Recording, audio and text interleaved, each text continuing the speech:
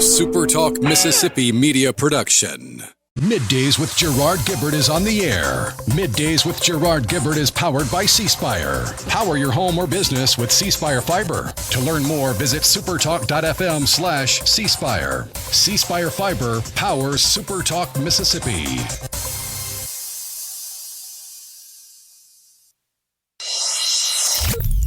Get ready to go beyond the headlines and join a meaningful conversation with people from around the state. You're listening to MidDays with Gerard Gibert here on SuperTalk Mississippi.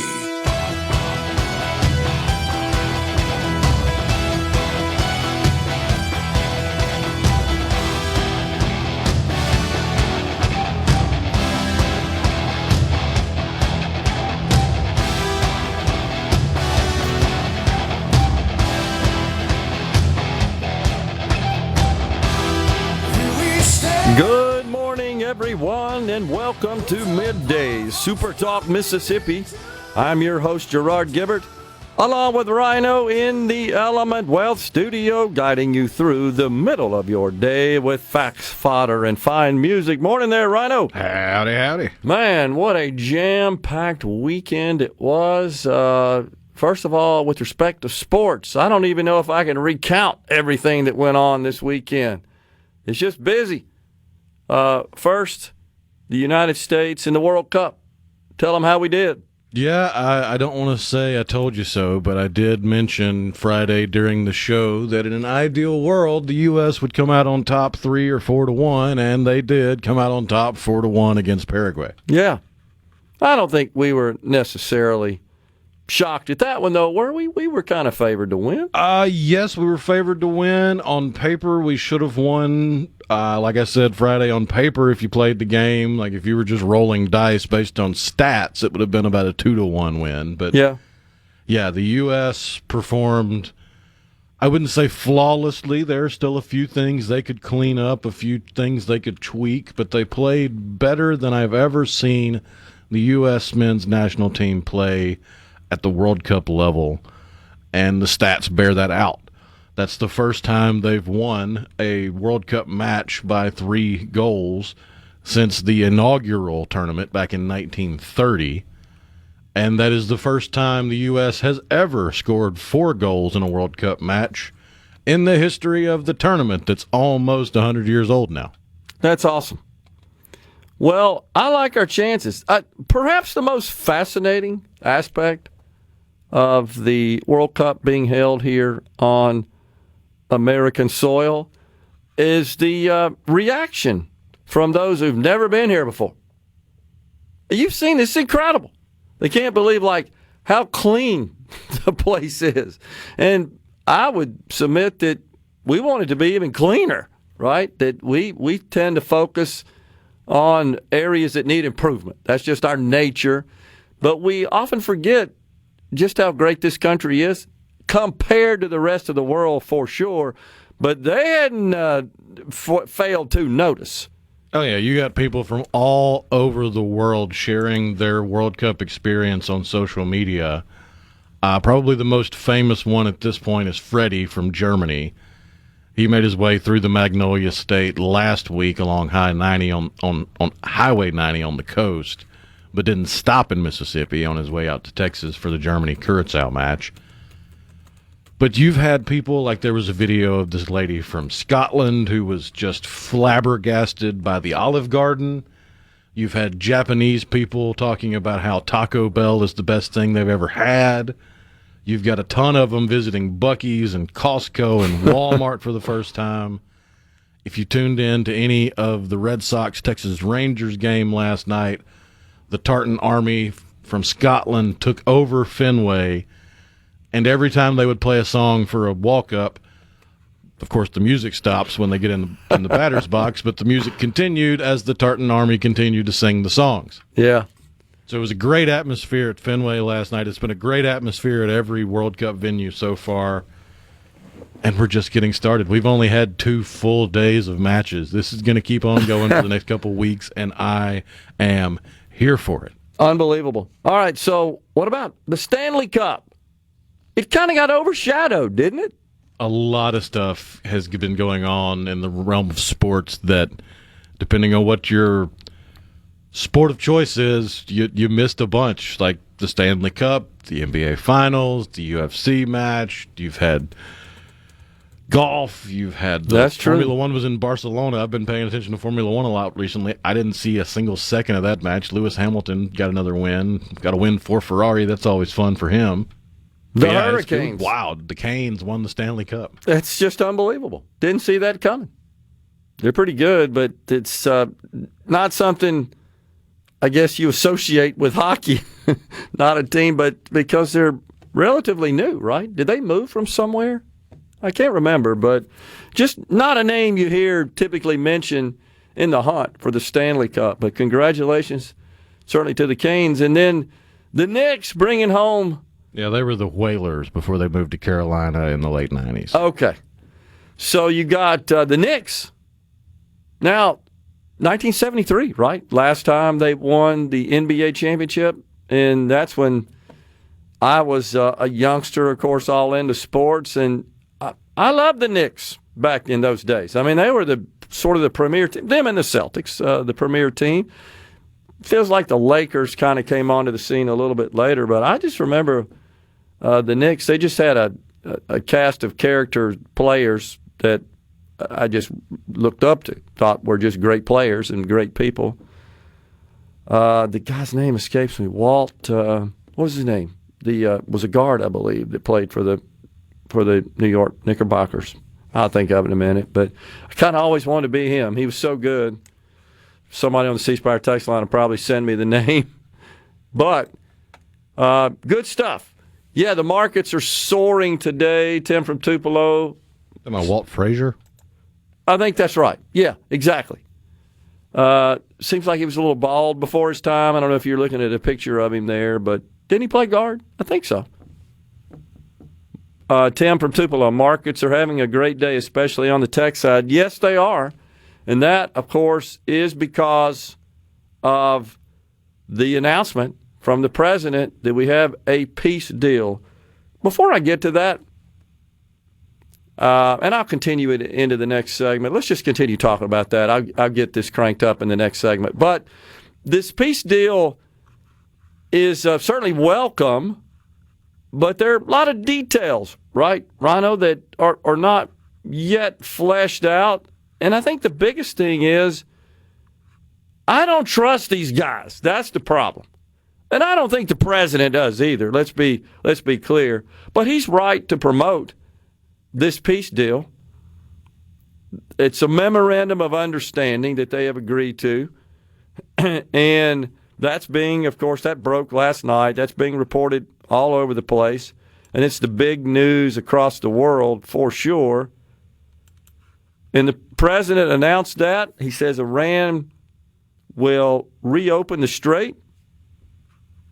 In fact, he said, start your engines there to the oil tankers and get the oil flowing again through the strait. Iran, of course, militarized the strait at the start of the war, and that made it virtually impassable, and that spiked the price of oil as that created a shortage of petroleum. But what we're seeing today are prices fall on this news rather considerably. In fact, dipped below the $80 a barrel mark briefly this morning, still hanging in there right now at about $80 and $83 for the Brent crude and West Texas Intermediate.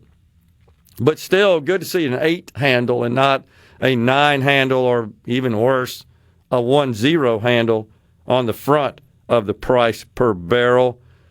And we've already seen some decrease at the pump last week versus this week, down on average across the nation. We should see further declines, but it's still going to be a while to replenish the supply and get it back to its pre-war state. And we also dipped into our reserve inventories quite a bit, not just the strategic petroleum reserve, but just commercially available oil. that we've had to tap that's been in inventory just to make sure that the supply is flowing. And so it'll take a while to get that back to normal. But I think you'll see a decrease at the pump happen in rather short order. When it gets back to where it was before this thing started, that's anybody's guess. But my biggest concern is that Iran, they are not trustworthy people. And even though they may have agreed in principle and even signed, I think the signing, if I'm not mistaken, Rhino, scheduled for Friday, correct? And the president hasn't made it clear whether or not he will be present or if he's sending Vice President J.D. Vance. But he is saying that, hey, look, the terms of the deal are complete. Both sides have agreed. Also keep in mind that there's still work to do to rid Iran of their nuclear weapons, their nuclear-enriched uranium. So still got some work to do. Coming right back in the Element Wealth studio.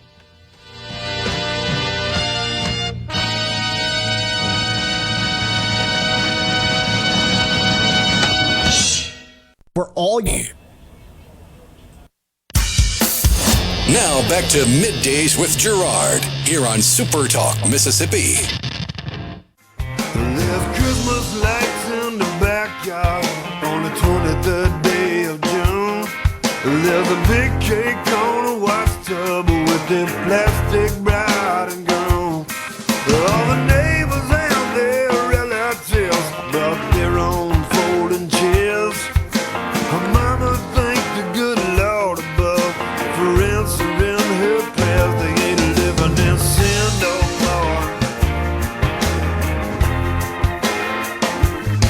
Well, they had a part-time preacher who fixes chainsaws. Welcome back, everyone. It's Middays from the Element Wealth studio. So before I get back to the politics of the day and the big announcement on the U.S.-Iran peace deal, which is scheduled to be signed in Switzerland this Friday, just got to say a couple of things about the Miss Mississippi's teen pageant that I was blessed, honored to serve as a judge in. It was an incredible experience.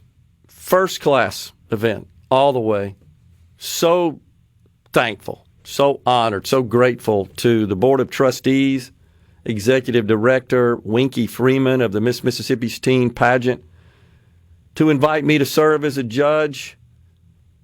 First, these young ladies, they're all incredible. Super impressed. 25 competed for Miss Mississippi's teen from across our state. Guys, we got to be proud. These young ladies represent the best of Mississippi. They're not only beautiful on the outside, they're beautiful on the inside. They're bright, they're articulate, they're passionate about their various community service initiatives. And I was super impressed with their communication skills as well, having conducted interviews Tuesday and Wednesday. And then, of course, they responding to an on-stage question. You know, that's a tough deal, Rhino. You just get a subject drawn out of a hat. Boom, what do you think? And thinking on your feet like that, when you're a teenager, it's hard enough as an adult. You and I could name lots of adults that would be stumped and really couldn't articulate. But these young ladies did it with grace, with charm, and continuing to exhibit a positive attitude with big, beautiful smiles on their faces, talking about a thorny issue in front of a bunch of people. That is really hard. And even though we hear all these negative things about social media and how that's created, I guess, a lot of introverts maybe in society and has become sort of a crutch and is standing in the way of just the old-fashioned one-on-one personal interaction, I didn't see any of that. These young ladies have risen up above those pressures And they talked about it. Many of them did in their interviews. And they talked about how if they were selected, they would work with others in their age group to spend more time interacting one-on-one with people. There's no substitute for that. Sure, these are valuable tools. We all use them. But there's no substitute for good old-fashioned face-to-face human connection. And these young ladies showed why, in my opinion. And you know that when you put yourself up in front of not only the 5 judges, but all the folks in the state and in the audience, and you're 15, 16, 17, that takes an awful lot of courage. Awful lot of courage. And I have no doubt that every one of these young ladies will succeed in life, regardless of what vocation they choose. No doubt whatsoever that they will be rock stars.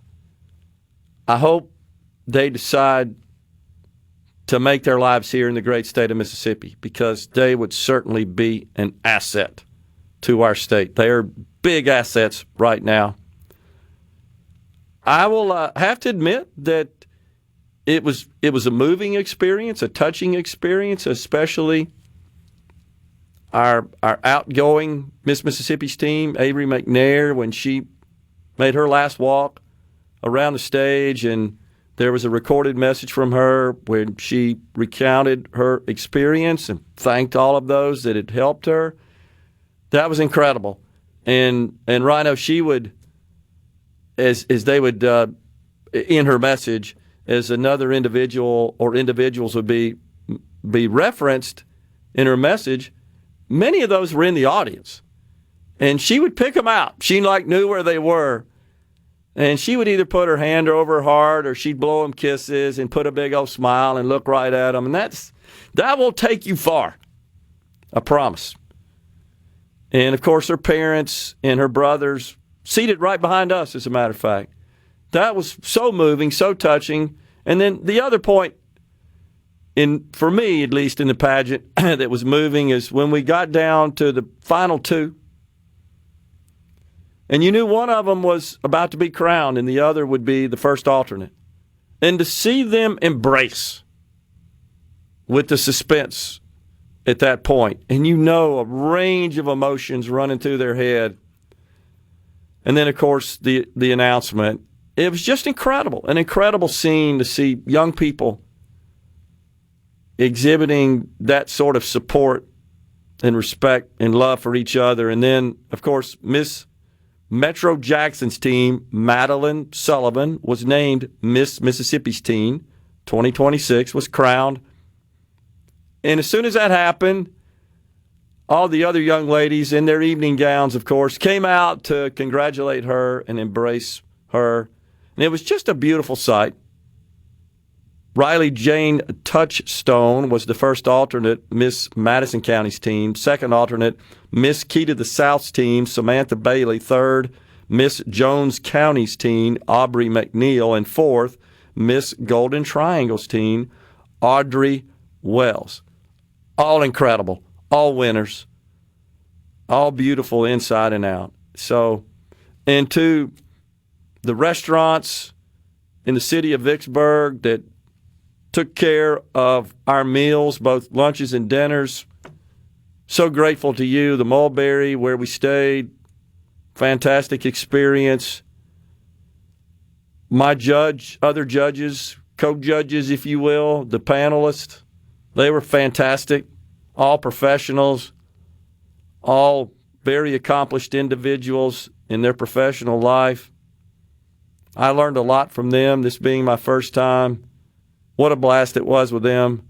And then finally, Margie Steckler, the judges chairman, who orchestrated everything for us all week, including transporting us around in a Tahoe that was provided by Kirk Auto. And she made sure we were everywhere we needed to be and had everything that we needed so we could focus on the task at hand, which was to select Miss Mississippi's Team 2026. Thank you, Margie. Fantastic job. I just want to say that.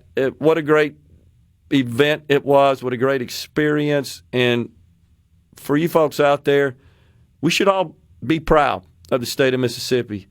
Its Miss America organization is top-notch. I would say the best in the country. Maybe I'm a little biased. The production was first class. Totally incredible. And again, just an honor to be a part of it as well. Also, Jane Granberry was named as Miss Mississippi. She competed as Miss Capital City this past year. And so we have two fantastic titleists who will compete on the national stage for Miss America and for Miss America Teen. And we're going to be represented very well. I can't wait to watch them, honestly. So thank you for indulging me and letting me share that experience. And once again, thanks to the Board of Trustees of the Miss Mississippi's Teen organization for inviting me to serve as a judge. It's an experience I will never forget. Totally awesome. So, with respect to the Strait of Hormuz, there's a little nuance there, Rhino. It's being reported that it's not open yet, that it's scheduled to open on Friday, is what my understanding is. That the ships are there, but not quite ready to crank it up. That the MOU has been agreed to, but the traffic isn't yet flowing. That there's still some risks there until the pen is put to the paper on Friday, but it appears to be imminent. I don't really see anything standing in the way of it. And it's going to take some time to restore a lot of the oil production facilities, don't forget, that were destroyed. So should be back to normal, I would say, in a couple of months, and hopefully we'll get the price of gas down to its pre-war state. Should be down in the $3 an average range this week. Coming right back in the Element Wealth studio. Hey, I'm all shook up. From the Seabrook.com. STMMdigital.com. You're listening to Middays with Gerard Gibert, here on SuperTalk, Mississippi.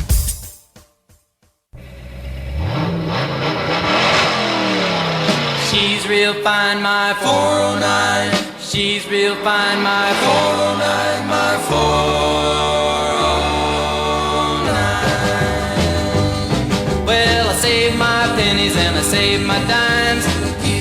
Giddy up, 409. For I knew there would be a time. Giddy up, 409. When I would buy a brand new 409. Welcome back, everyone. It is Middays from the Element Wealth studio. A quick check of your money. You got to like it today, Rhino. The Dow up 656. The NASDAQ really on fire, up 705 points. And that's because of the big announcement that the hostilities between this country and Iran are scheduled to come to an end, that an agreement in principle has been reached.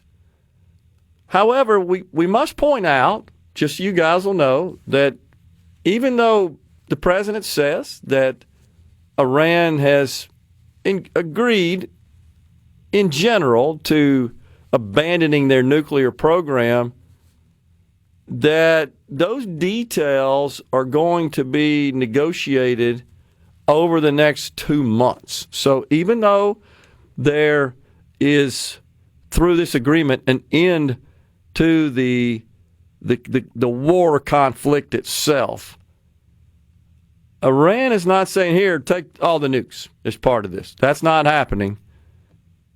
In fact, what this does is sets the framework and the stage for further negotiation. And even the president said, we got a couple of months to work on that. And so, he'll be, of course, pushing hard, as he has been, for them to turn over what he calls their nuclear dust. He wants it to be released to this country or perhaps trustworthy third parties or maybe a combination of all. All those details have yet to be designed and agreed to.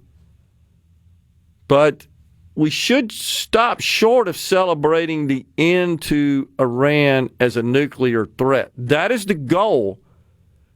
And all indications are they're willing to do that. But first, I don't trust these people.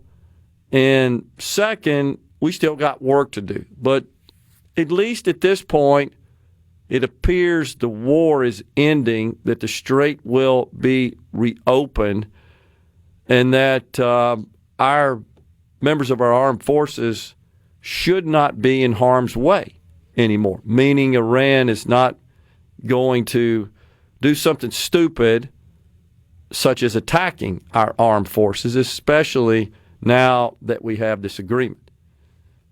But we still got some work to do. I dare say that until we get to a point where Iran has completely eliminated and abandoned and terminated its nuclear ambitions, that it turns over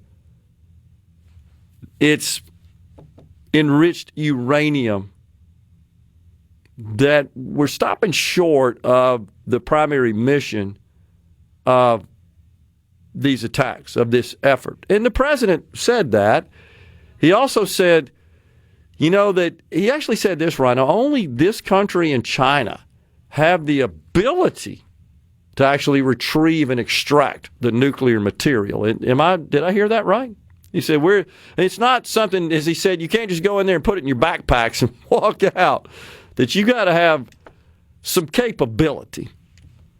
So there's still some work to be done. I'm going to remain cautiously optimistic. And I've heard a couple of interviews this morning with Republican members of Congress who supported the president's actions here, but they too expressed the same concerns, mainly that you can't trust these people. They may just be saying, oh yeah, uncle, no more, America. Wink, wink, we're going to get rid of our nuclear capability. I hope that's not the case. And I do think if that isn't the case, I think there would be further attacks. And, man, I don't want to see that happen. Nobody does. Gosh, you think about all the time, all the money, all the cycles, all the assets, resources, and human lives invested, wasted, lost, because these people are idiots. And they literally want to turn the rest of the world into them. And they're willing to use nuclear power, as in bombs, to do so. The idea that they seek a nuclear weapon for defense, I ain't buying that. I'm just not. I don't think they have any regard for human life, including the human lives of their own citizens. They've proven that. And the president's right, 47 years. Time to put into it. But I guess where I was going is, imagine if all of that effort, all of those assets, all of those resources, all of that money went to something productive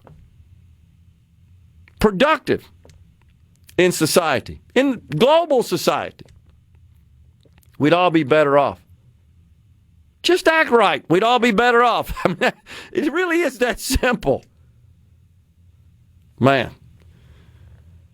Meantime, the Democrats are freaking out, are they not, over the world's first trillionaire, that being Elon Musk. It's just incredible, the crazy stuff they're saying. Like, here's one, creating a trillionaire in a country where kids can't even get free lunch is not a flex. It's embarrassing. What are they talking about? You know what's sad is that we have to give free lunches. And you know how to eliminate the need for free lunches? create innovation and make trillionaires that provide opportunities for that. I know it's second-order thinking. They don't get it. They always think about government, a government solution. And in this case, it's borrowing money, which is stupid, to go do this. Now, nobody is talking about denying a child a lunch. Nobody. But the best way to put everybody in this country in position so that they don't need free lunch is to grow our economy. It's through innovation. And that's exactly what's happening here. Not only, as you know, did this event create lots of millionaires. You've seen this? It created billionaires. Created billionaires overnight. 40, I believe, new billionaires. And we're mad about that? Why? Because it didn't come at the hands of government, Liz Warren? Because they're lazy, worthless, and envious. 100%. Nothing more. That's sad. That truly is. But I keep seeing all this stuff, all these complaints, like the average should be liberal celebrating is worth this. less than their weight in cow manure. I love it. Oh, man. Well, I'll give you an example of how misguided Democrats are. There's a city in New Jersey. I can't remember the name of the city. But there's an assemblyman up there that blasted his fellow, I shouldn't say fellow, but the legislature in the state of New Jersey. He was up there to address the legislature about some needs. And he goes in and they're debating a state nut, N-U-T. And he said it cost $10,000 to write a bill to make a state nut. We just paid $10,000 to make a state nut. The bill's moronic, said Assemblyman Brian Bergen. Now, keep this in perspective. New Jersey has the highest property taxes in the country. Its cost of living is 14% higher than the national average, and the top income tax rate in New Jersey, 14.75% to live in New Jersey. But they're worried about a state nut. Incredible. Now, keep in mind, New Jersey, run by the trifecta of Democrats. You know where we got too many nuts? In government. And then, how about this one? Obama's $1 billion presidential center. Oh, my gosh. They, of course, employ DEI in their contracting. And so they had a lot of companies owned by black folks that were involved, except Obama's stiffing them. He's not paying them. You've seen this? Oh, my gosh. This is almost like poetic justice.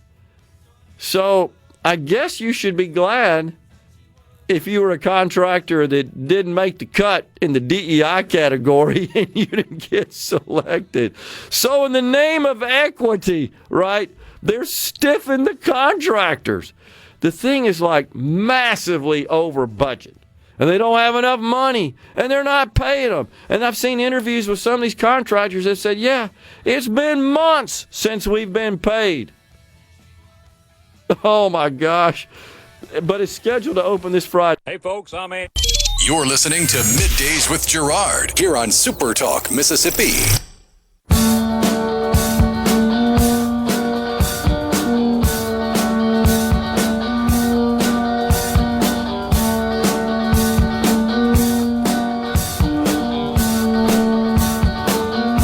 Welcome back, everyone. It's Middays from the Element Well studio at 11:05. In the next segment, it's Senator Nicole Boyd.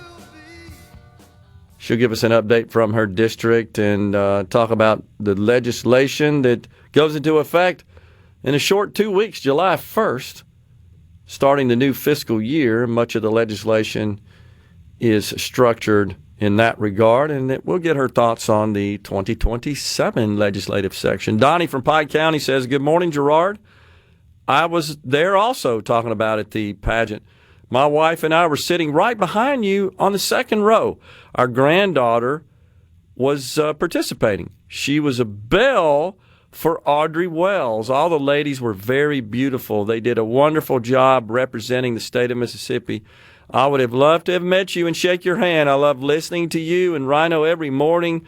Y'all do an amazing job together. Really appreciate that, Donnie. Thank you very much for the kind words. Yes, sorry that I didn't get to say hello to you. And by the way, we were under strict instructions not to engage with anyone, as you can imagine, in the audience. Oh, man. And I get it. I understand. But I saw so many people that I knew and was unable to greet them or have a word with them or approach them, but certainly understand the rules. And congratulations, Donnie, for your granddaughter being a belle. They were so cute.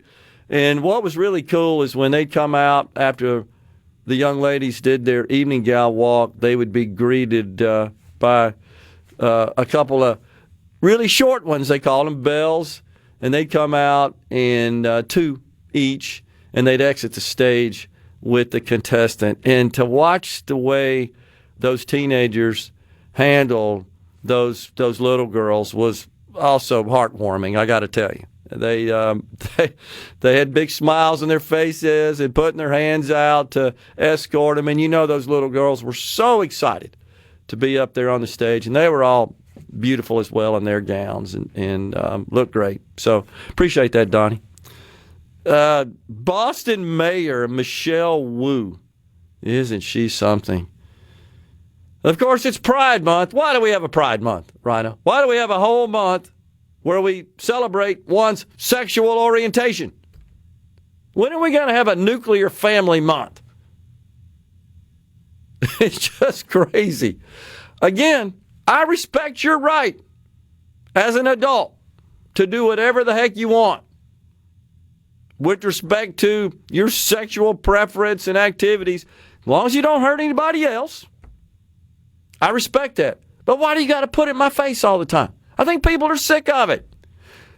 Why does a mayor come out at a podium with a whole bunch of people in a major American city, that being Boston, and she, of course, takes a shot at the president? She's complaining about the president spending money on renovations in D.C., not just the White House, but he cleaned the place up. What's wrong with that? He cleaned up the reflecting pools, polished up the monuments. We should be doing that. My gosh. But she's mad. She says, I can't believe he spent that money over funding sex change surgeries. Gender care, of course. You know, it's sex change surgeries is what it is. It's mutilation of young people's genitals. And celebrating it. And also, books. This is the way they describe it. I may get the words wrong a little bit, but books portraying love. They're literally talking about porn books is what they're talking about. For little people. What is wrong with these people? It's a fundamental problem with the way their brains are wired. The average modern liberal ideology is nothing more than a permission structure for the worst people imaginable to dehumanize normal, sane people. That's all it is. Again, the entire woke philosophy is nothing more than giving stupid, insane, psychopathic, sociopathic, and worthless individuals permission to be psychopathic, sociopathic, and worthless. Man. Again, I want to be clear. You want to do whatever you want to do in your bedroom, in your personal life, in your private life. I support your right to do so as an adult. but foisting that on young people instead of teaching them fundamentals and skills that will be necessary to succeed in life is selfish. I've said it before. It's greedy. It's an abdication of your duty as an adult. Just incredible. It truly is. And here you have a mayor. Now, what if the mayor came out there and stuck a podium up and invited all the press and people around to highlight, like I said, the nuclear family? Oh my gosh, it'd be a meltdown, wouldn't there? They'd come up with all sorts of adjectives describing how inhumane and uncompassionate you are. It's such a double standard, as you like to say. It's the only one they have. Fox News SuperTalk News is next, and then Senator Nicole Boyd.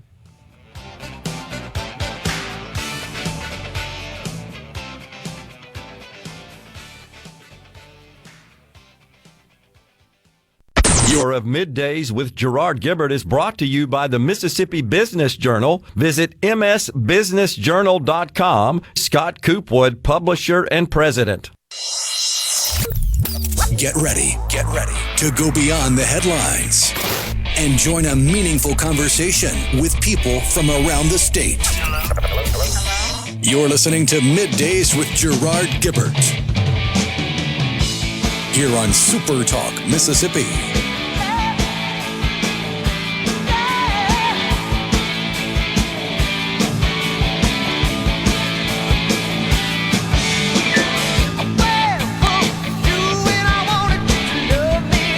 Welcome back, everyone. It's hour 2 of Middays. We are live in the Element Wealth Studio. Thanks so much for joining us on this Monday. It's a short show. Ricky Matthews, Super Talk Outdoors at 12:05. Right now, it's Senator Nicole Boyd, represents District 9, which incorporates Lafayette and Panola counties, serves as the chair of Senate Universities and Colleges Cmte, Vice Chair of the Senate Medicaid Committee. Senator, good to see you. Thanks for coming on.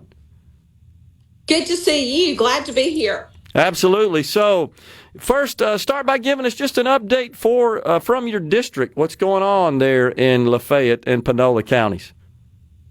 Well, I can tell you that all eyes were in Omaha for the last 2 days up in my district, or last 3 days, really, kind of watching what was going on and rooting the rebel zone.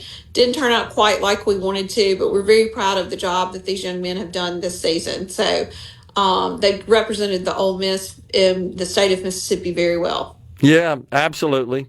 Agree. A little disappointing, but I think we got to be pretty pleased that they even made it that far. I don't think that was expected this particular year. It was not expected, and they did a great job and really represented the state well this whole time. No doubt about it. All right, so legislation that goes into effect July 1st, which is often how it is drafted, measures are drafted. Anything in particular that our audience should be aware of that you were involved in, or even legislation that you voted on and weren't involved in? Directly, I should say. So one of the pieces I've actually been working on it this morning, even, and some things we've been working with, some phone calls, is the Mississippi Post-Secondary Attainment Council. And I know that sounds completely bureaucratic to the people who are driving or listening by home right now, but this is a really impactful piece of legislation that we're really excited about. This will be the first time that we have education leaders from K-12 through IHL lined up with the business community on one board. And what it will do is it will establish actionable goals and action-oriented strategies to really put together what we are doing in workforce training, and then looking at economic recruitment and all of that, so that we can really raise the workforce attainment of our citizens for the state of Mississippi. And, that may all sound like gobbledygook, to people who are listening to why it's so important is, so right now in the state of Mississippi, our current post-secondary attainment rate is about 48.8% among the working population of the state of Mississippi. The state's goal was to ascend in 25 to 55%, and we didn't make that happen. And so we really started looking at this as what we needed to do to make this happen. And so we've kind of adjusted those goals, and it's to get to 55 by 30 and then 60 by 35. However, we know that this is a huge workforce challenge for us in Mississippi because national projections cited by Ascent to 55 found that 72% of the U.S. jobs will require post-secondary credentials by 2031. So that puts us significantly behind in Mississippi. And so one of the things that we did that really came out of that meeting that they had last year, which was Sent to 55 conference that was sponsored by Woodward Hines, is we really looked at what were some of the needed infrastructure things that we needed in place to make sure that our state is doing a much better job. And we kind of needed to put us on turbo boost to really kind of make this happen even in a much faster way than maybe is anticipated. So why this is also important, I think, which is people really need to understand, is one of the reports found that Mississippi could gain more than $376 million annually in increased tax revenues and decreased social services if we got to that post-secondary attainment rate of 60%. So we're very excited and very hopeful. They'll be meeting actually, the committee really starts July 1, but most of the people have gotten their appointments in, and they're going to have their first meeting July the 14th. And we've got to make sure that we are aligned, whether it be K-12, community college, and IHL, to really make sure these things are happening in a continuous way, to make sure that we get this really higher attainment level than what we're seeing. So we're really excited about what that could bring to the state of Mississippi. We have some unique structural challenges in Mississippi, and you and I have talked about this before, Gerard, is we have a K-12 board, we have a community college board, and then we have an IHL board. And in other states, there's more alignment along the way with that, and there hasn't really been in the state of Mississippi. And that creates people really looking at things in silos. And then we also have, our SWIB board, our workforce board. So this is going to put all those people at the same table. Interesting. So in addition to that, Senator, the attrition, right? Once they're in college, they're pursuing post-secondary studies, but they don't make it. We have a pretty high attrition rate, do we not? We have a very high attrition rate. So in the state, we are doing a fabulous job in the state of Mississippi of getting kids either to community college or IHL. We're number one in the country at that. Wow. But after the first year, the number of people that are in, based on population, dips down to 39%. And we know that we have attrition even after that. So we're doing a great job of getting them to community college or IHL, but we're probably not getting them in the place that those people need to go. Are we getting them in the right programs? Are we looking at the right things? And clearly we're not doing a great job of that. So hopefully we can continue to do that. So I'm very excited about that. Yeah. So will your group or perhaps others, are they going to investigate this? It just feels like that I haven't heard a lot about these are the underlying reasons. These are the factors that are contributing to this high rate of attrition that maybe we could address. It is. So this is what this Post-Secondary Attainment Council will really look at how they do this. So I was this is the time of the year that legislators that we try to go do these education meetings on courses on the different subject matters. And it is jam-packed with information. You feel like you're drinking from a water hose as we go to these courses. But we went to one last week on higher ed and workforce attainment and how those were lined up. And we got to meet with some of the states that were really doing a great job of this. And I'll give you Texas, for example. This is how they use this information there. During the pandemic, they saw that there was a population in the state of Texas in a certain region that was, that they had higher dropout rates in regards to. So immediately what they do is they have that community college respond, upping their GED programs that they're offering in that area so that they can make sure they capture that population of individuals and that they can make sure that the workforce numbers don't dip in that region because they don't have the proper credentials to go into those different workforces. Okay. That's how you have to be nimble in this day and age. We can't do the structures like we've had 45 years ago and 50 years ago when many of these things were set up in Mississippi. We've got to be nimble to respond to those changes. And the information and the technology is out there that we know these things are happening, but we're not really responding to them in a fast way. And that's one of the things that we want this post-secondary Attainment Council to try to help us do, is make sure that we're responding in a very fast way. So we're very excited for Accelerate is one of the people that has taken on leadership in this because they understand workforce development in the state of Mississippi. But one of the exciting things about this piece too is the business community was extremely involved in really suggesting this because they are seeing the workforce needs that their employers need. And so we've got to make sure that all these things are singing off the same page. Yeah, makes sense. We're up against a break right now, but can you hang with us? We can keep talking. I can. Right, great. We got Senator Nicole Boyd on the line with us. We're coming right back in the Element Wealth studio.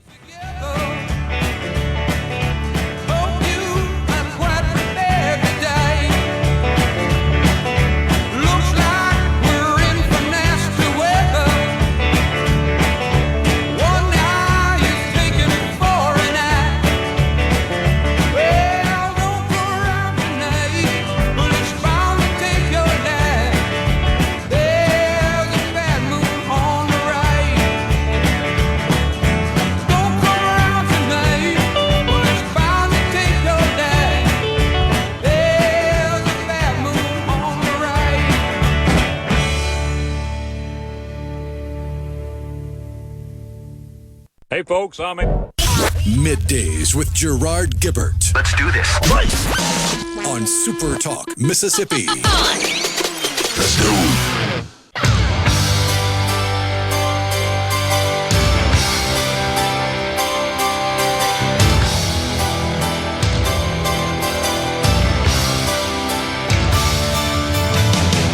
Welcome back, everyone. Middays from the Element Wealth studio. We're currently visiting with Senator Nicole Boyd. So, Senator, sounds like you guys covered a lot during the session, and I know one of the things that you were working towards was the way our higher ed institutions are funded, wanting to move more towards a performance-based funding model and away from the current model, and really didn't get too far in that regard. Is this something you're going to continue to push for?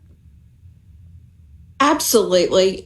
So what happened this past legislative session, the Senate really pushed for a performance-based funding model. The IHL is looking at how we're going to fund colleges and universities, and it's kind of a convoluted way that it's being done right now. Basically, since 16, they are using what they call a plus-up model.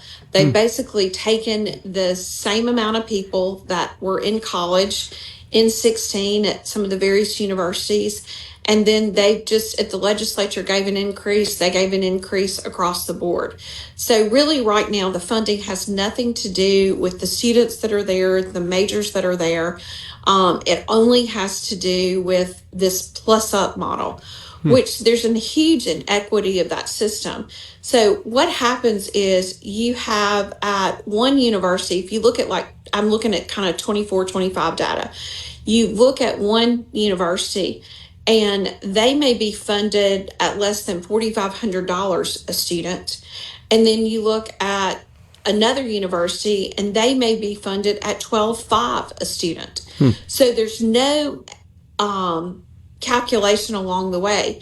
One of the one that's funded the least is one of the highest producers. They have the lowest attrition rates that we were talking about earlier.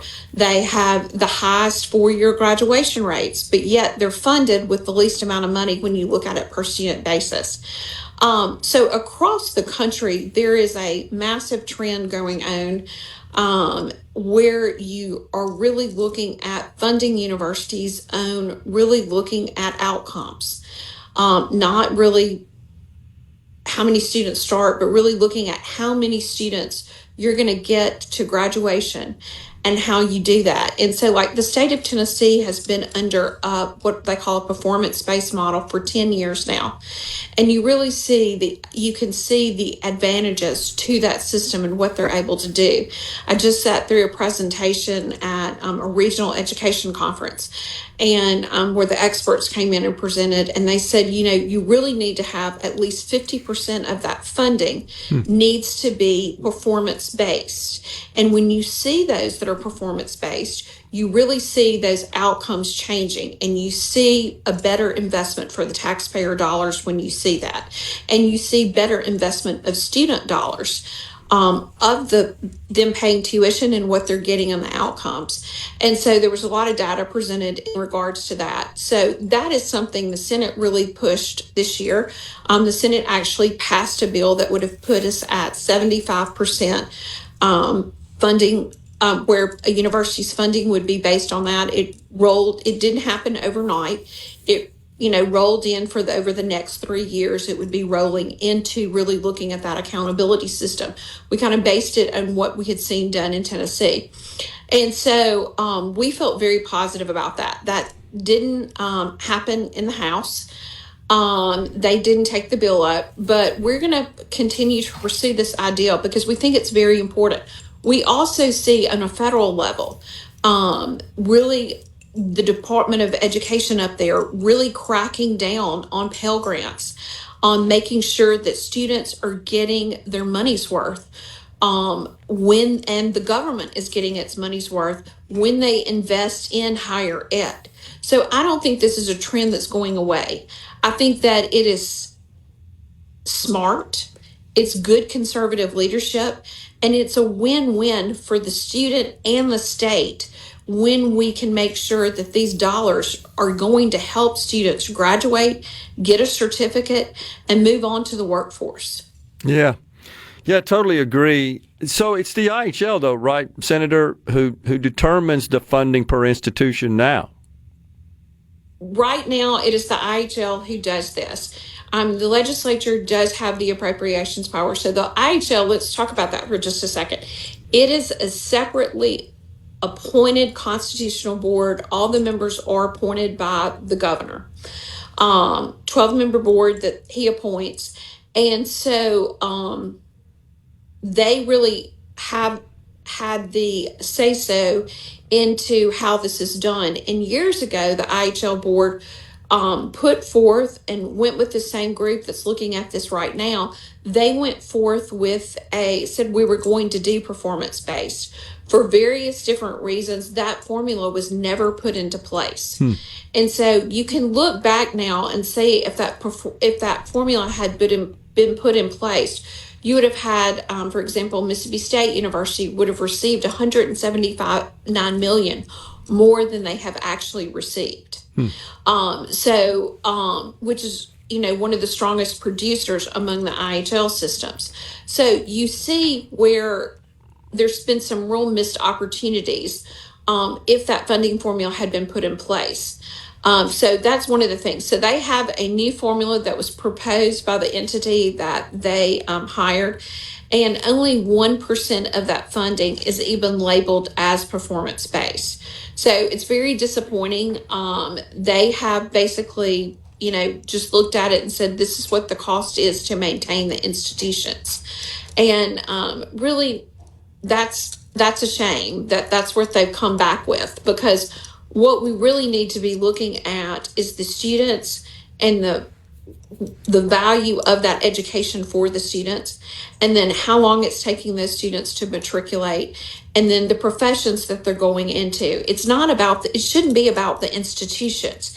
It should be about the students that are attending at those institutions, and making sure that those students are getting good value for those dollars, and therefore the taxpayers are getting good value for those dollars. It feels like we're just sort of funding systems rather than the output that we're looking for, the outcome we're looking for, or educated students who have gainful employment.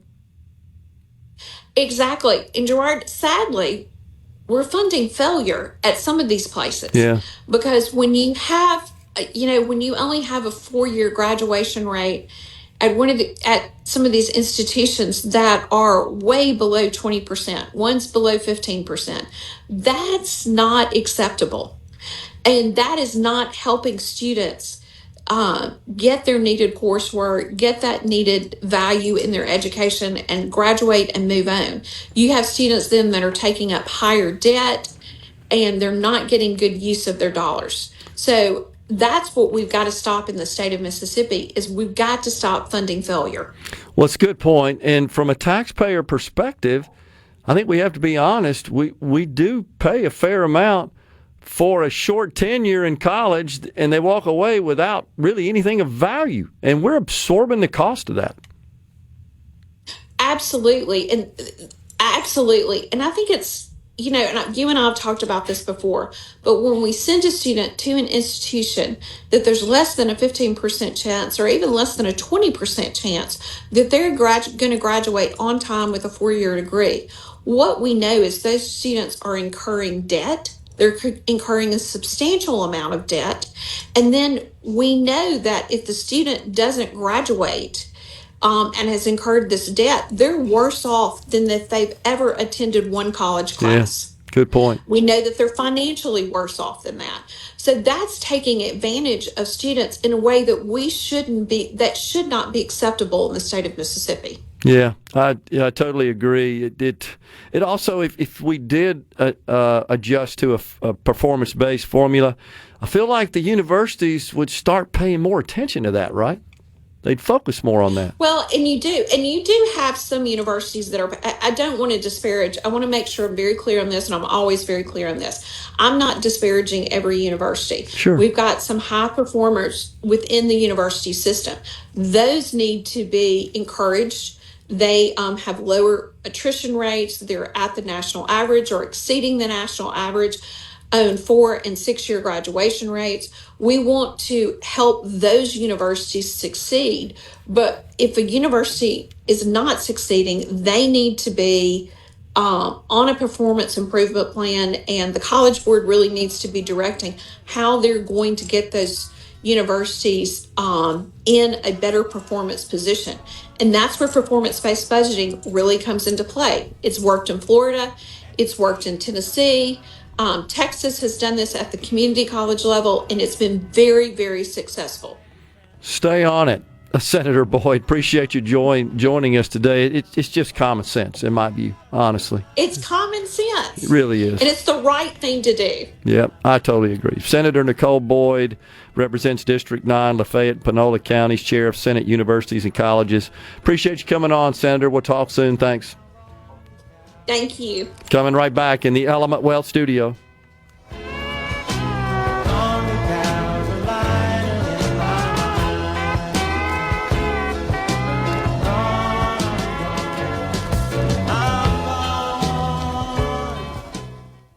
From the Seabrook. Middays with Gerard Gibert. It is on. On SuperTalk, Mississippi.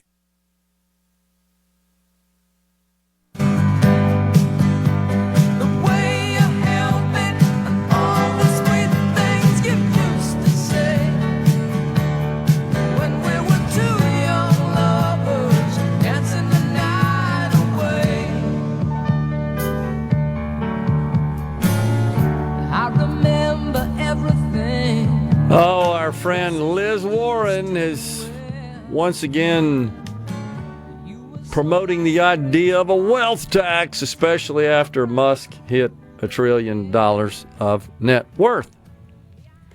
So I got to ask you guys to indulge me a little bit here. About 15 years ago, I started pronouncing that I thought that we'd see the first trillionaire in the relatively near future. But honestly, I didn't think he'd come this quick. And in my sort of standard civic group presentation, when I talk about wealth and kind of my ideas on why we have income and wealth disparity, and I talk about how the former president, Joe Biden, you remember this over and over again, Rhino, has said it's time to reward work, not wealth, indicating, of course, the stupid idea that folks who achieved wealth did not work, which is false, misguided, idiotic, honestly. But I thought, they're upset now with the fact that there are roughly 1,000 billionaires in this country, about 2,000 globally, half of them in this country, 400 in California. Well, now we have a trillionaire, and I would say that, man, they're going to really flip out when we have a trillionaire. And yeah, I was right. I'm going to take a little credit here. I was right about that. But I used to say, I think the first trillionaire is walking. And I would kind of follow that up by saying, might be in a stroller somewhere. Turns out it came quicker than I ever imagined, and I'm celebrating it. I think it's a great thing. Now, the idiots don't understand that he doesn't have $1 trillion of cash sitting in the bank. They will never get that, will they? It's an indication that of two things. One, you say it all the time, folks struggle with big numbers. Two is we failed. Especially people stupid enough to vote Democrat. That is so true. Big numbers and math in general, that's like kryptonite to Superman when it comes to Democrats. They don't want to acknowledge the truth and facts about this sort of stuff. But, of course, she's calling for a wealth tax. And my natural reaction is, why? Okay, so you get a little money from, little in the scheme of things, from Elon Musk. Let's just say what you want to do. I think it's like a 5% annual wealth tax. Okay. To do what with? And they'll tell you, health care and child care, and you just go through this litany of welfare programs. It's true. It's what they want. Which is already the major factor in creating lots of problems in this country, this gigantic welfare state that we have. And again, it's not as if, we need that money to balance the budget, because that's the farthest thing from their mind. Of course, if that were the case, we wouldn't be running $2 trillion deficits. You don't have any intention of putting that money towards that and retiring debt. And, why do you need that money to start with? You've had no problem voting for budgets that generate $2 trillion deficits. Why do you want this money? And do we need to remind Liz Warren that the UN came out with some asinine statistic like $6 billion could end world hunger back in 2021? I remember. And Elon called him out on it and said, I got $6 billion. You give me an itemized way this is actually going to end world hunger, you got the $6 billion. It's waiting on you. So they spent God knows how much money putting together an outline detailing $6.5 billion would prevent famine for something like 50 million people in 50 different countries, with a footnote that it would be an aversion to a short-term crisis and would only last about a year, and it wouldn't permanently end global hunger. Because redistribution is not the correct strategy to end global hunger. What we need are more Elon Musk creating new businesses. But you know what? You got to get the corrupt regimes out of the way in these countries that have a significant, acute starvation poverty problem. It's largely due to corruption. You got a handful of people where all the wealth is concentrated. And honestly, they keep everybody else down. It's the reason Americans were in Somalia and it wound up with Black Hawk Down. That's exactly right. They were literally there to stop the warlords from stealing all the humanitarian aid. Exactly right. So the problem is not where in this country, while we still have it, fairly unlimited opportunity enough to produce a trillionaire, and as part of that event, a series of new billionaires, 40 and 4,000 millionaires. You've seen all kinds of funny stuff. Have you seen that? About, me and the lady who worked in the cafeteria that just became a millionaire, and they're coming on to them. It's hilarious. But, man, this is great. And this is just a start. We're just getting started. Absolutely just getting. SpaceX, by the way, up $17 today. Still on fire.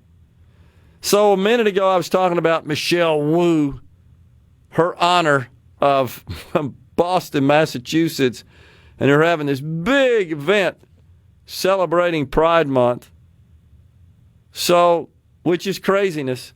I got something good to share about Boston in the Bay State of Massachusetts. There was a lemonade stand a few months ago in Boston that was robbed at gunpoint. That's how sick people are. Okay, so it reopened. And I'm looking at some photos, and the crowd that came out to support is gigantic. This makes you feel good. This is good stuff. What this signals is that evil will not prevail and wickedness will not prevail, that goodness always wins out. So thank you to these people that came out in what looks like just a typical kind of urban Boston neighborhood, and they're all gathered around. You've seen this, and they're all in line to partake and buy them some lemonade, children's lemonade stand. The suspects, by the way, further indication of failures in our society, black males aged 11 and 14. What kind of 11-year-old thinks about using a gun to rob a lemonade stand? I tell you what kind. One that has zero home life, an unstable home, a lack of mentorship. Yeah, one that never got his butt tore up for being a little hellion. 100% right. When are we going to learn? Just feels like that the when left... you quit making it so easy for the worst aspects of society to live off the government teat. That is so absolutely true. Because that's exactly what's happening, is it not? It's exactly what's happening. So, and while we're talking about universities, how about this? There are now 16 colleges that cost more than $100,000 a year. 16. When you combine tuition, fees, room and board, books, transportation, other ancillary expenses. That's incredible. 16. Duke, Georgetown, NYU, University of Chicago. That is unbelievable. Brown University, Northwestern, Pepperdine cost more than $99,000. So the cost during the 2024-25 year hovered at around $98,000 for the most expensive colleges. Now it's north of $100,000. Man, is it worth it? I don't know. I guess every case, every situation is different, right? But I do wonder, is it that much better to go to a college that costs $100,000 than one that costs half that much? Are you getting that much better in education? I don't think you are. I agree. The University of Pennsylvania. Especially not for some on that list. Like, there are some on the list where you're literally just paying for the name on the fancy piece of paper when you're done. That's absolutely true. Half of those don't have a name worth six figures. I tend to agree with you, and I question the whole deal, right?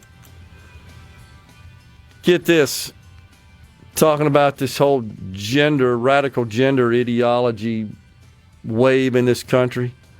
This shocked me. Over 1 in 250 girls in Oregon were taking testosterone by the age of 17.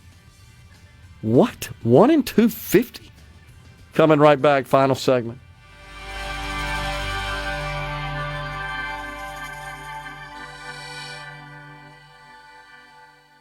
Poly-Up of Mississippi. Are we going to do this? Middays with Gerard Gibert Keep rolling.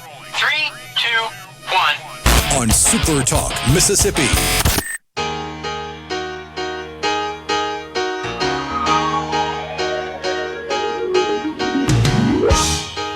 You're as cold as ice. You're willing to sacrifice our love.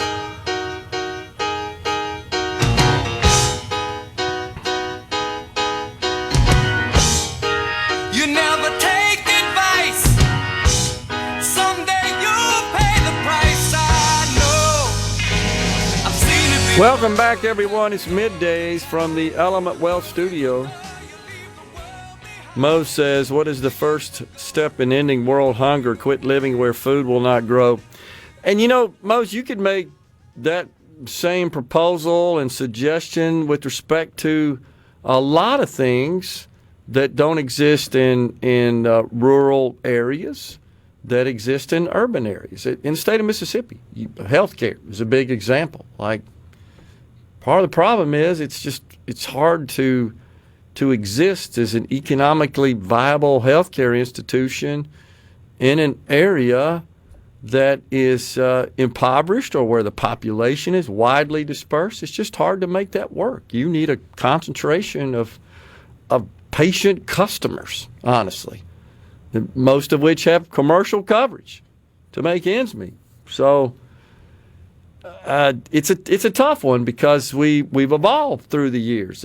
I dare say there's few young people that are graduating and moving to rural areas to crank up their lives, start their profession. I'm not saying there's none, but you're not as likely to find as many opportunities as you are.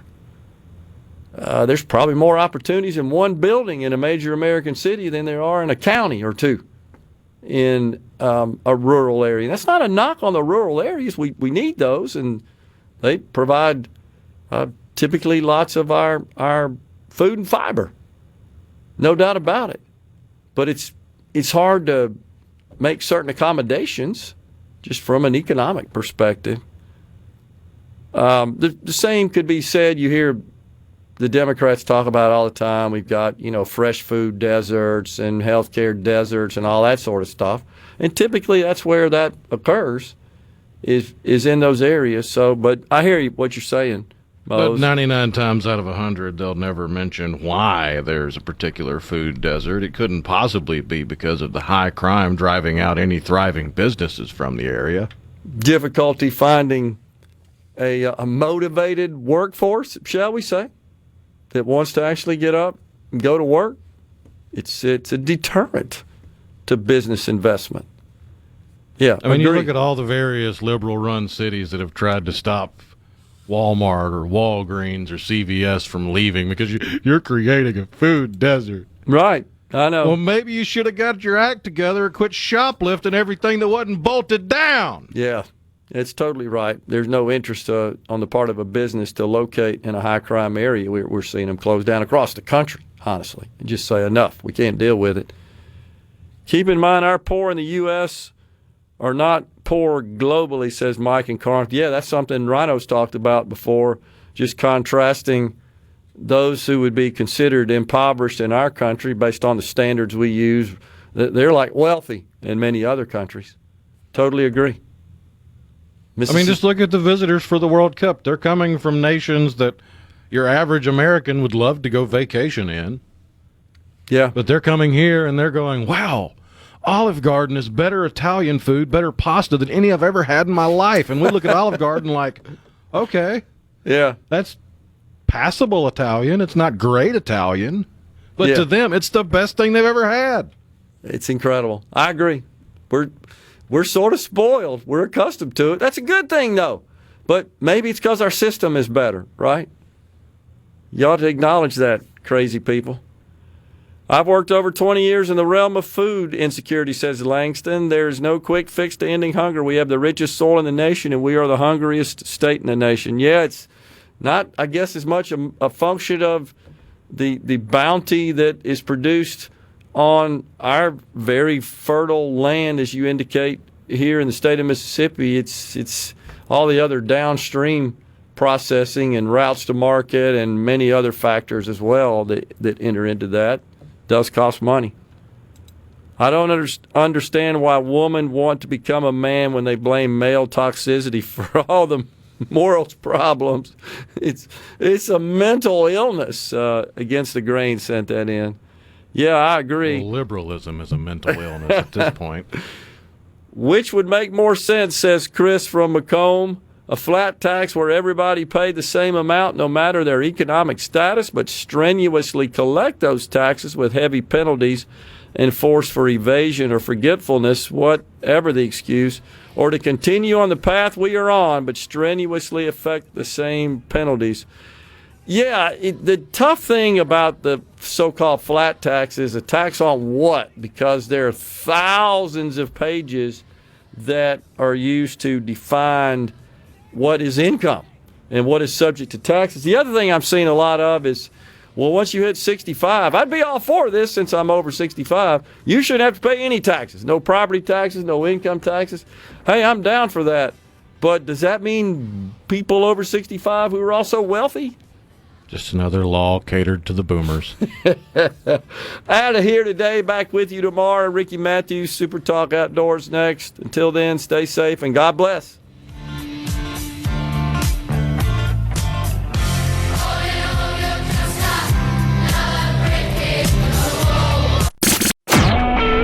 SuperTalk Mississippi Media Production.